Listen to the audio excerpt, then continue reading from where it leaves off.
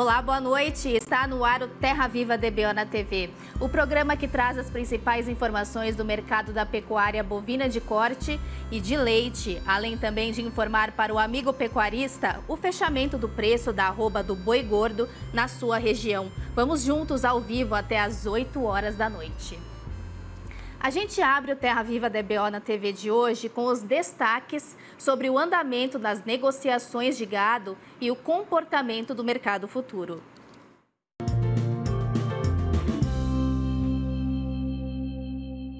Olá, amigos do canal Terra Viva, aqui quem fala é Douglas Coelho, eu sou zootecnista e um dos sócios fundadores da Radar Investimentos. E hoje eu estou aqui para traçar um breve panorama dos mercados de boi gordo e o mercado de milho. Bom, começando pelo lado do mercado de milho, essa foi uma semana mais travada de negócios, né?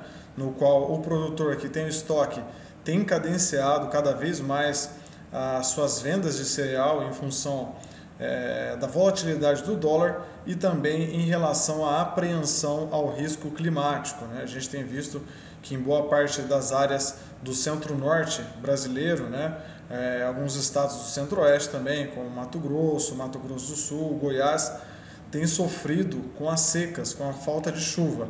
Isso pode ter reflexo sim na oferta do cereal no primeiro semestre de 2024. Então os produtores, olhando esse cenário adverso em relação ao clima, em relação ao El Niño, têm cadenciado cada vez mais as suas vendas de cereal no mercado interno e isso tem conferido sustentação para os preços na maioria das regiões produtoras. Em Campinas não é diferente, a gente tem visto o preço subindo ao redor de R$ 1,50 nos últimos dias.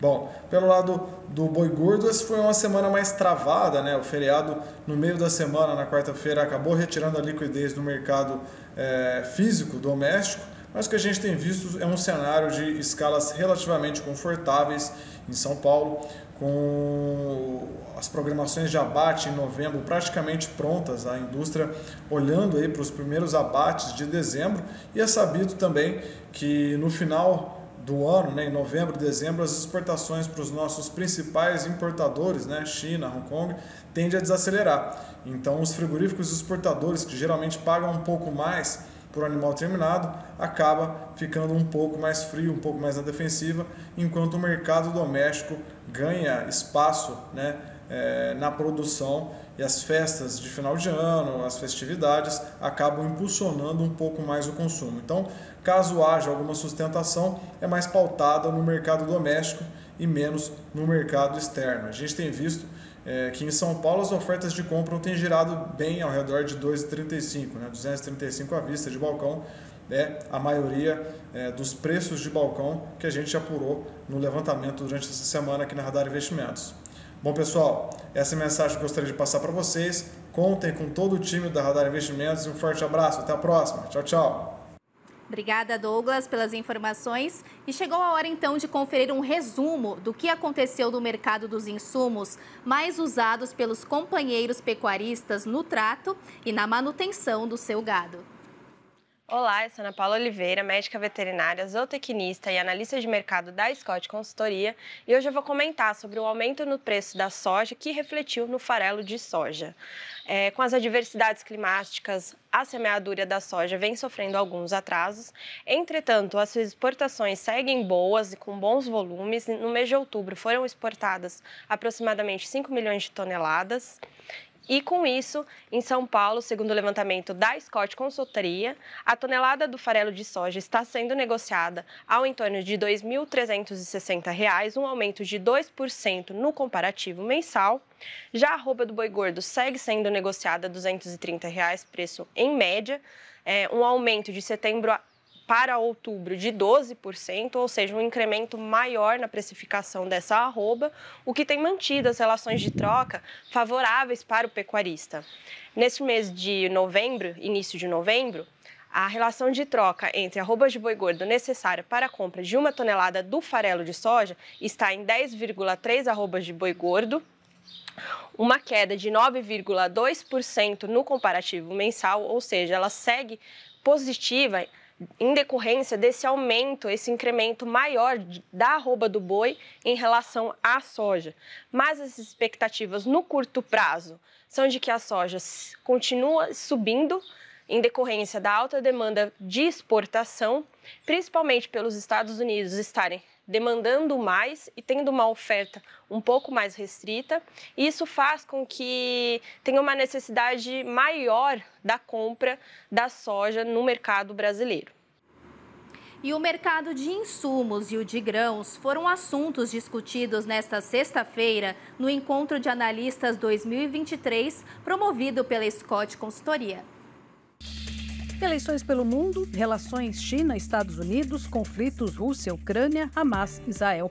O mundo vive um risco geopolítico. Esse cenário turbulento afeta também a economia brasileira. O Oriente Médio representa hoje 12% da exportação do agro e 6% do total brasileiro vai para Irã, Arábia Saudita, Israel, Líbano e Egito, que são os países aonde a coisa está mais quente. É claro que esse conflito, por enquanto, ele acontece dentro de Israel com o Hamas, lá na Palestina.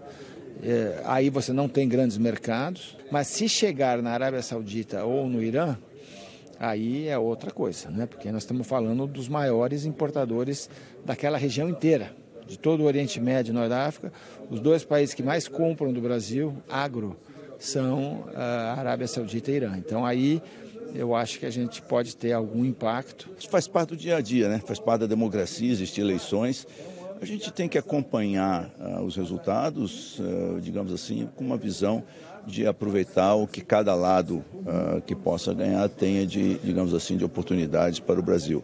Só que nós vamos continuar sendo indispensáveis para o mundo, qualquer que seja o resultado dessas eleições.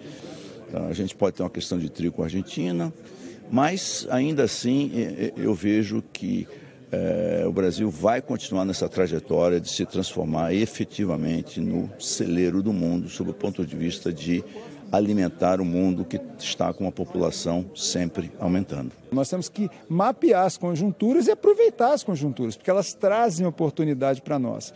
E o nosso agro está numa posição muito confortável. A demanda dos nossos produtos é muito inelástica. Quem vai deixar de comer? Quem vai deixar de usar fontes de energia? Quem vai deixar de se vestir? E o mundo vai ter carência disso aí. Os riscos climáticos também interferem na produção e na economia. O clima já está afetando os resultados da soja e do milho. Por isso, segundo especialistas, é importante investir num sistema de informação. Tudo isso faz parte de um sistema de informação que a gente precisa ter em termos climáticos, em termos de datas de chuva, disponibilidade hídrica do solo, combinados com as épocas de plantio, épocas de colheita, de tal forma que a gente tem um sistema muito bem azeitado em termos de informação e tecnologia para aplicar isso na agricultura brasileira.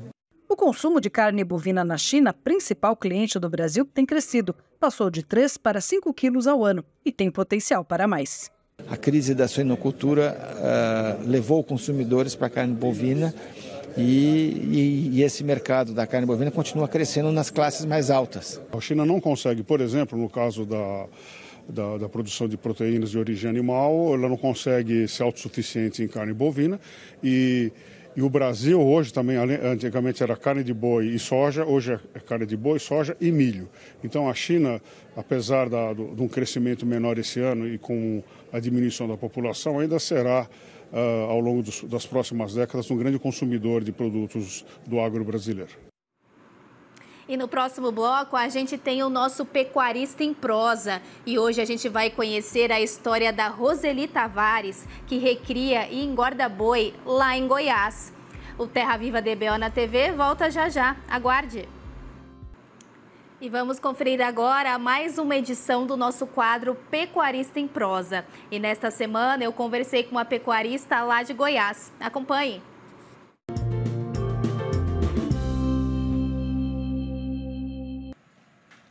Hoje eu tenho o prazer de receber a Roseli Tavares, que é pecuarista e possui 5 propriedades em Goiás, que atua aí no sistema de recria e engorda. Seja bem-vinda, Roseli, ao Terra Viva DBO na TV. Muito obrigada, eu que agradeço. A gente que agradece a sua participação. Roseli, conta um pouco pra gente como começou a sua história e a sua relação com a pecuária. Olha, a minha história com a pecuária é desde que eu nasci. eu sou filha de pecuarista e eu sou mineira. E meus pais tinham fazenda em Goiás, em Minas, e vendermos a fazenda em Minas e viemos para Goiás. Eu era bem novinha, eu nem estava na escola ainda. E sempre, eu nunca morei em fazenda, mas eu sempre passava férias, meus pais sempre traziam a gente junto com o negócio mesmo. Eu sempre acompanhava meu pai nas compras de gado, andando pela fazenda para entender dos saldos, manejo, da lida com os peões e tudo. Então, para mim, isso é muito natural, isso é minha vida. E eu agradeço muito a Deus e meus pais por ter me ensinado a amar a terra, o campo, o agro, que eu amo. A pecuária é minha paixão. Bacana, Roseli. E imagino que liderar 5 propriedades não deve ser fácil, né? Quais foram as principais dificuldades que você encontrou aí durante a sua trajetória? Olha, como eu disse, sempre para mim foi muito natural, porque eu nasci, a gente tem know-how, porque eu fui vendo isso é o meu dia a dia. E como elas são todas na mesma rota, assim, estão todas em Goiás, então não é difícil para mim, porque se fosse uma para um lado, outra para outra, eu tenho uma, numa região, depois eu ando mais 20 quilômetros, eu tenho outra, e assim vai, depois 50 quilômetros, 100 quilômetros, então tá tudo na rota, e eu, assim, então, fácil não é, porque tem mais despesas, mais gastos, como funcionários, pega o gado de uma fazenda, leva para outra, mas nada que assim, não seja o natural para a gente que vive isso.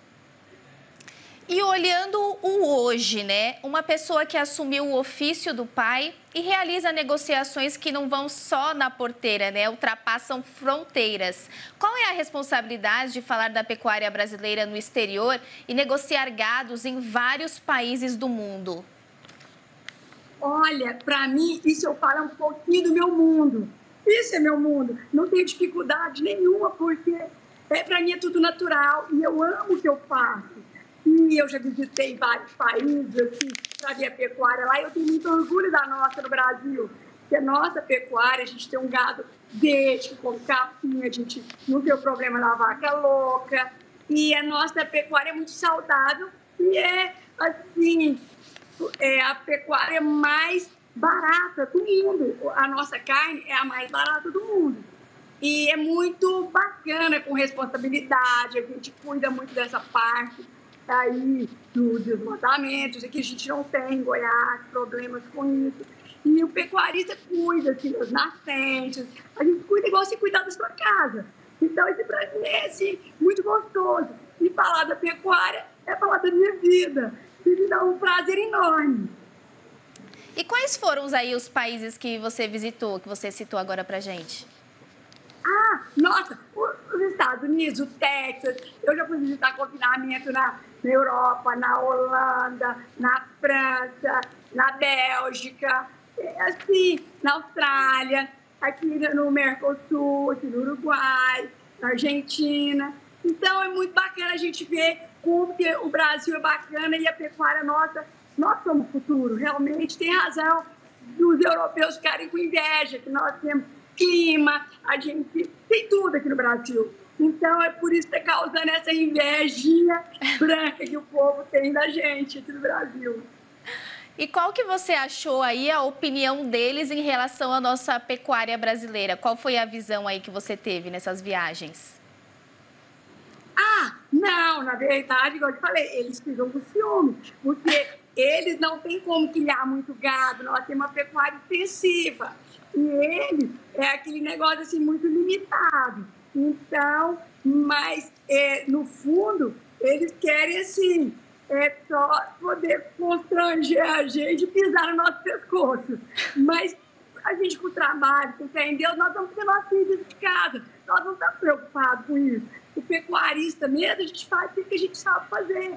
Nós não estamos, assim, preocupados com lá, com o carro, com nada. A gente quer fazer o que a gente faz, que é comprar o gado, o bezerro, recriar, vender e sair na frente, fazer o que a gente sempre soube, o que a gente aprendeu e o que a gente ama. E é importante, né, também a gente levar mundo afora a qualidade da nossa pecuária brasileira, né? Vamos então continuar falando de negócios. O mercado tá complicado para o amigo e para a amiga pecuarista, né, Roseli? Como vocês aí estão lidando em Goiás, na sua propriedade, com essa situação adversa? Nossa, realmente tá muito, assim, tem pessoas, principalmente para quem mexe com engorda, com confinamento, a situação... as pessoas estão preocupadas. Mas como eu disse para você, eu falei, gente, eu não estou muito preocupada porque eu já passei por várias crises, assim, política, crises econômicas aqui no Brasil. Então, assim, meu pai sempre falava, olha, o gado não tem erro se você mantiver direitinho o gado no pasto, se você não gastar muito, assim, com trato. E fazendeira daquele jeito. A gente vive pobre e morre rico. Se você controlar seus gastos da porteira para dentro, não tem erro. E eu falei, gente, a gente não sabe o que vai ser no ano 24, tal. Mas eu falei assim, bezerro, eu falei, vou estocar bezerro, igual eu tenho uma poupança. Aí eu guardo, porque eu tenho esperança que melhore, eu acredito no negócio. Se eu não acreditasse, eu não estaria no gado. Porque, meu pai sempre falava, o gado, você ganha no crescimento dele. Então, a gente ganha na recria. Porque você tem a fazenda é sua. Tá lá a pastagem, ele come e tal. Não gasta muito se você não intensificar. Então dá para segurar um pouco aqui nesse momento que a gente está vivendo. E eu acredito que não é só no Brasil que está vivendo isso, não. Acho que está vivendo assim mundial nos Estados Unidos. A inflação está assim, altíssima. Então eu estou feliz. Assim, acredito muito no meu negócio. Acho que não tem erro, não. E a gente, na vida da fazenda, a gente faz isso mesmo, sabe? Nunca mudou desde que sou criança. Já passei por várias crises da pecuária, vários governos, vários congelamentos. Tinha uma época que o povo ia buscar boi gordo no tempo lá dos carneiros, se buscar boi gordo na fazenda, que estava desabastecido, que era congelamento dos preços, o povo sumia com as coisas. Então eu já passei por tudo isso, eu já vi. Então, não estou nem um pouco, assim, claro, preocupada como a maioria das pessoas, mas negócio da pecuária, vamos devagar que vai dar certo. É isso mesmo, Roseli, sempre acreditando e acreditando também no 2024 de cenário positivo, né? Roseli, quero agradecer demais a sua participação aqui no nosso Pecuarista em Prosa, no Terra Viva DBO na TV. Volte sempre, seja sempre bem-vinda. Eu que agradeço, foi maravilhoso falar com vocês. Obrigada. Obrigada, a gente que agradece. E esse foi, então, o nosso Pecuarista em Prosa de hoje.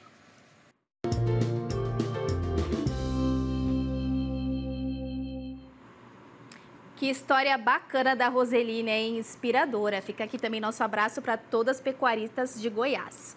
E um evento realizado no Pará reuniu pecuaristas de toda a região para tratar do tema pecuária sustentável. O município de Marabá, no sudeste do Pará, sediou o evento Diálogos Boi na Linha.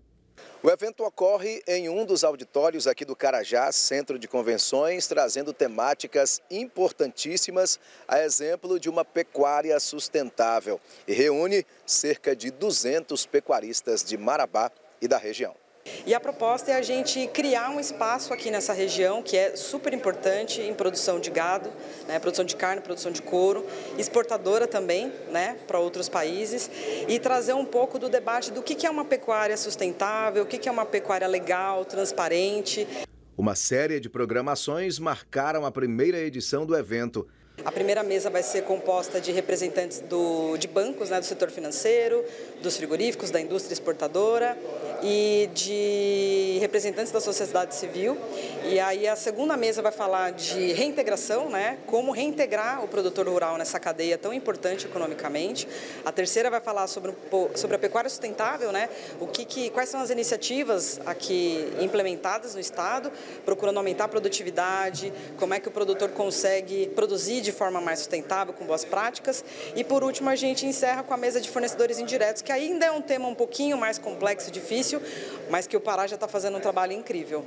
O secretário regional de governo do Sul e Sudeste do Pará esteve acompanhando o Diálogos Boi na Linha e destacou a importância do evento para o estado do Pará. Trazer esse evento para cá é, sem dúvida nenhuma, um motivo de grande satisfação para o governo do estado, né, de estar aqui discutindo o manejo, discutindo uma pecuária moderna, uma pecuária eficiente, consolidada com toda a temática do clima, que hoje faz parte de toda a preparação do Pará para uma COP que o Pará sediará brevemente, que sem dúvida nenhuma vai colocar o nosso estado no protagonismo de todas as discussões temáticas do clima e também da pecuária, e tudo faz parte de um futuro sustentável. Então, para nós é motivo de muita satisfação representar o governo do estado neste evento que tem o nome de Diálogos.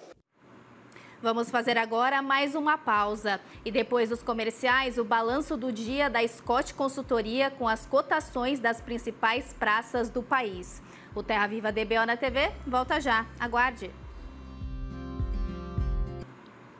Estamos de volta com o Terra Viva DBO na TV. Vamos agora para as informações sobre o mercado do boi gordo de carne bovina e as cotações nas principais praças boiadeiras do país.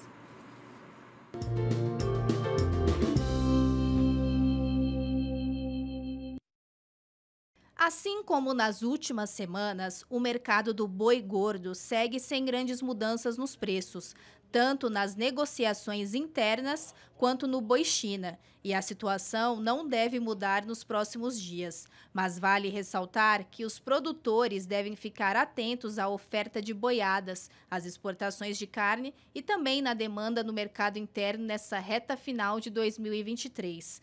Os feriados de 15 e 20 de novembro foram importantes para o mercado da carne bovina, já que o consumidor aproveita para gastar dinheiro e botar carne para assar na churrasqueira. Nesta semana, as vendas atacadistas de carne com osso mantiveram estabilidade na comparação com a semana anterior. Já os cortes de carne sem osso em atacado subiram, em média de 0,2%. No varejo, os preços aumentaram 0,7% em São Paulo e 1,1% nos açougues paranaenses, ao contrário da Praça Mineira, que caiu 0,9%, e da Carioca, que recuou 0,5%. Na reta final deste mês, sem os feriados, a tendência é de queda nos preços. E fechando o balanço do dia da Scott Consultoria, foram apuradas mudanças em 6 das 32 praças consultadas, sendo 2 para cima e 4 para baixo. Começamos a lista de quedas pelo Mato Grosso. No norte do estado, o boi caiu para R$ 205 a prazo e sem descontar o fundo rural. Agora vamos para o sudoeste do estado, onde o macho também recuou para R$ 205. Em Paragominas, no Pará, a queda foi geral, com o boi saindo por R$ 225 e a vaca por R$ 212. No Rio de Janeiro, outra queda. O amigo pecuarista paga R$ 210 pela fêmea. A praça do norte de Minas Gerais foi na direção contrária e teve aumento nas cotações. Agora o preço do boi gordo subiu para R$ 220. E fechando a lista do dia, no Rio Grande do Sul, em Pelotas, o macho está sendo negociado por R$ 7,40 o quilo vivo ou R$ 222 por arroba. E esse foi o nosso Terra Viva DBO na TV de hoje. Muito obrigada pela companhia e audiência. Até a próxima!